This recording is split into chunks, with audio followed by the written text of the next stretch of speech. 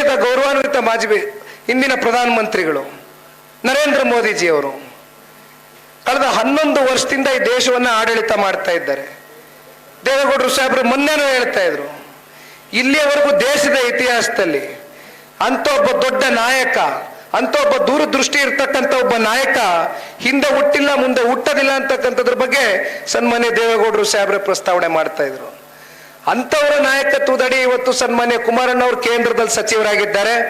ನಾವೆಲ್ಲ ಮಾತನಾಡ್ಬೇಕಾದ್ರೆ ಹೇಳ್ತಾ ಇದ್ರು, ಲಾಲ್ ಸಾಹೇಬ್ರು ಹೇಳಿದ್ರು, ವೈಜಾಗ್ನ ಸ್ಟೀಲ್ ಪ್ಲಾಂಟು RINL 1 ಲಕ್ಷ ಕೋಟಿ ಬೆಲೆ ಬಾಳ್ತಕ್ಕಂಥ ಸ್ಟೀಲ್ ಪ್ಲಾಂಟು ಮುಚ್ಚೋಗಿತ್ತು. ಕೇವಲ 10,000 ಕೋಟಿಗೆ ಅದನ್ನ ಮಾರಬೇಕು ಅಂತಕ್ಕಂಥ ತೀರ್ಮಾನ ಮಾಡಿದ್ರು. ಯಾವುದೋ ಪ್ರೈವೇಟೈಸೇಷನ್, ಯಾವುದೋ ಖಾಸಗಿ ಕಂಪ್ನಿ ಕೊಡಬೇಕು ಅಂತಕ್ಕಂಥ ತೀರ್ಮಾನ ಮಾಡಿದ್ರು. ಕುಮಾರಣ್ಣ ಅವ್ರು ಹೇಳಿದ್ರು, ಯಾವ ಕಾರಣಕ್ಕೂ ಬೇಡ, 11,440 ಕೋಟಿ ರೂಪಾಯಿಯಷ್ಟು ಅನುದಾನವನ್ನ ಫೈನಾನ್ಸ್ ಮಿನಿಸ್ಟ್ರು ಶ್ರೀ ನಿರ್ಮಲಾ ಸೀತಾರಾಮನ್ ಅವ್ರ ಹತ್ರ ತಗೊಂಡು ಬಂದ್ರು. ಚಂದ್ರಬಾಬು ನಾಯ್ಡು ಅವರು ಆಂಧ್ರ ಪ್ರದೇಶದ ಮುಖ್ಯಮಂತ್ರಿಗಳು ಹೋದ್ರು, ಕುಮಾರಣ್ಣವರು ಹೋದ್ರು, ಕೂತ್ಕೊಂಡ್ರು. 11,440 ಕೋಟಿ ರೂಪಾಯಿಯಷ್ಟು ಹಣಕಾಸನ್ನ ತಗೊಂಡು ಬಂದ್ರು.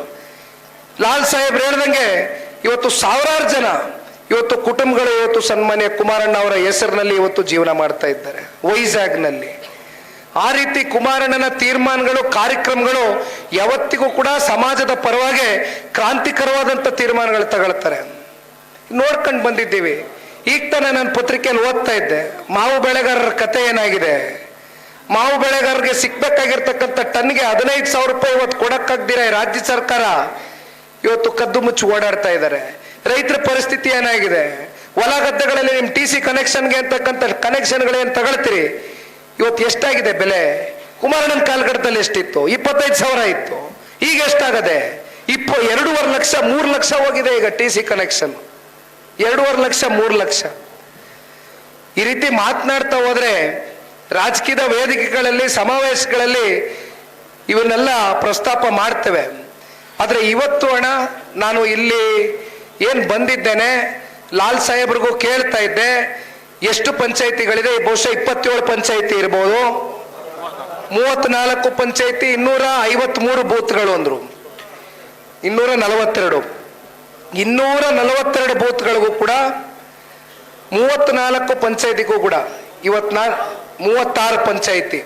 ಇಲ್ಲಿಂದ ನಾನು ಹೊರಡ್ತಾ ಇದ್ದಂಗೆ ನಿಖಿಲ್ ಅವ್ರು ಬಂದ್ರು, ಸಭೆ ಮಾಡಿದ್ವಿ, ಎಲ್ಲ ಮುಗಿದೋಯ್ತು ಅಂತಕ್ಕಂಥದ್ದು ಯಾರು ಕೂಡ ಆಮೇಲೆ ಕೈ ಕಟ್ಕೊಂಡು ಕೂತ್ಕೊಬೇಡ್ರಪ್ಪ.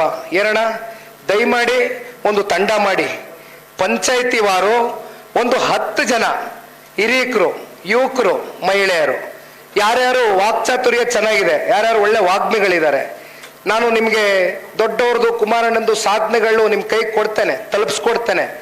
ಹೋಗಿ ಇವತ್ತೇನು ಮೆಂಬರ್ಶಿಪ್ ಮಿಸ್ಡ್ ಕಾಲ್ ಕ್ಯಾಂಪೇನ್ನ ಚಾಲನೆ ಕೊಟ್ಟಿದ್ದೇವೆ, ಹಳ್ಳಿಗೆ ಹೋಗಿ ಜನ ಮತದಾರರು ನಮ್ಗೆ ಆಶೀರ್ವಾದ ಮಾಡಿರ್ತಕ್ಕಂಥವ್ರು ಇದ್ದಾರೆ, ಅವ್ರನ್ನೆಲ್ಲ ನಮ್ಮ ಪಕ್ಷಕ್ಕೆ ಸಕ್ರಿಯ ಸದಸ್ಯತ್ವದ ಒಂದು ನೋಂದಣಿಗೆ ಅವ್ರನ್ನೆಲ್ಲರೂ ನೀವು ಕರೆ ತನ್ನಿ. ದಯಮಾಡಿ ಈ ಕೆಲಸ ಮಾಡಿ. 30 ದಿನದಲ್ಲಿ ಈ ಕೆಲಸವನ್ನು ಮುಗಿಸ್ಕೊಡಿ.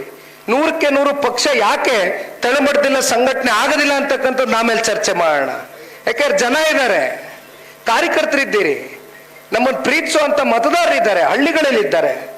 ದಯಮಾಡಿ ಹೋಗಿ ಅವ್ರ ಬಳಿ ಹೋಗಿ ಹೇಳಿ, ನಮಗೊಂದು ಅವಕಾಶ ಕೊಡಿ. ಈ ರೀತಿ ಕುಮಾರಣ್ಣ ಅವರು, ದೇವೇಗೌಡರು ಸಾಹೇಬರು ಅವ್ರ ಕಾಲ್ಗಡದಲ್ಲಿ ಈ ರೀತಿ ಕೆಲಸ ಮಾಡ್ಕೊಂಡು ಬಂದಿದ್ದಾರೆ. ಮುಂದೆಯೂ ನಿಮ್ಮ ಪರವಾಗಿ ಜನತಾದಳ ಪಕ್ಷ ಧ್ವನಿ ಎತ್ತುತ್ತೆ. ಹೋಗಿ ಕೂತ್ಕೊಳ್ಳಿ, ಅವ್ರ ಜೊತೆ ಮಾತಾಡಿ, ಸಮಯ ಕಳೀರಿ. ಒಂದು 35 ದಿನ, 36 ಪಂಚಾಯತಿ 36 ದಿನ ಅನ್ಕೊಳ್ಳಿ. ಈಗ ನಾನು ಯಾವ ರೀತಿ 58 ದಿನ ಹೋಗ್ತಾ ಇದ್ದೀನಿ ಪ್ರತಿ ತಾಲೂಕ್ಗೆ, ಅದೇ ರೀತಿ ನಾನು ಇವಾಗ ಏನು ಹೋಗ್ತಾ ಇದ್ದೀನಿ, ಇದು ಕೇವಲ ಸಭೆಯಾಗಿ ಉಳಿಬಾರ್ದು. ಇಲ್ಲಿಂದ ನಮಗೆ ಫಲ ಸಿಗಬೇಕು, ಒಳ್ಳೆ ಫಲಿತಾಂಶ ಸಿಕ್ಕಬೇಕು. ಇದು ನಾನು ಇದನ್ನ ಯಾಕೆ ಹೇಳ್ತಾ ಇದ್ದೀನಿ ಅಂದ್ರೆ, ಮುಂದೆ ಗ್ರಾಮ ಪಂಚಾಯತಿ, ZP, TP, MLA ಚುನಾವಣೆ, ಸಂಸತ್ ಚುನಾವಣೆ ಎಲ್ಲದಕ್ಕೂ ಇದೊಂದು ಅಡಿಪಾಯ.